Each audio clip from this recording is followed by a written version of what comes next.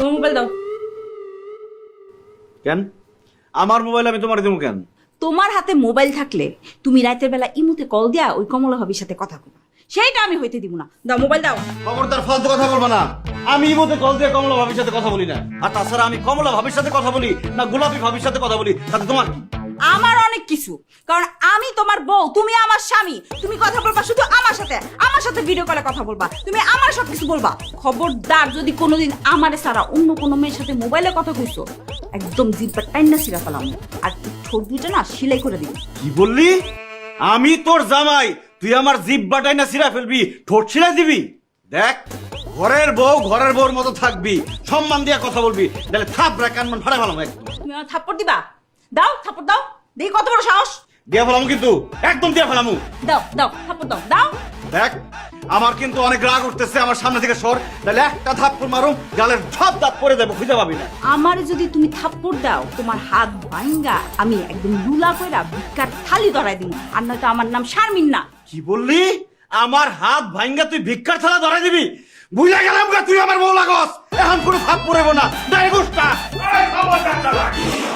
আমার মায়ের উষ্টা মারার কথা চিন্তাও করবা না।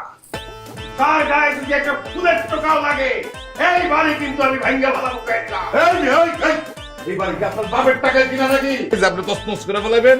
আরে জামাই শাসন করতেছে তোর বউরে, এখানে আপনার বাম হাত দোকান কিসের জন্য? এই মিয়া, এই আমার মায়ের উষ্টা মারবো কইতেছেন, আমি কি ঘরে বসে থাকবো? আপনি ভাবলেন কি কইরা? আপনার পোলার তো আগেই ভাবা উচিত ছিল যে আমার মাইয়ারে উষ্টা মারার কথা বললে আমার কানে তো সেটা যাবেই, কারণ আমার বাড়ি মানে তার শ্বশুর বাড়ি তো তার পাশের বাড়ি। আমার মাইয়ার কিছু হইলে কইয়া দিলাম এই বাড়িতে আগুন জ্বলবে, আগুন আগুন। আর আপনার মা যে আমার পোলার মাথাটা খাইতেছে তা কি? শোনেন, আমগো বাড়িতে যা খুশি হোক, আর কোনোদিন ওই বাড়ি থেকে এই বাড়িতে আসবেন না। যান।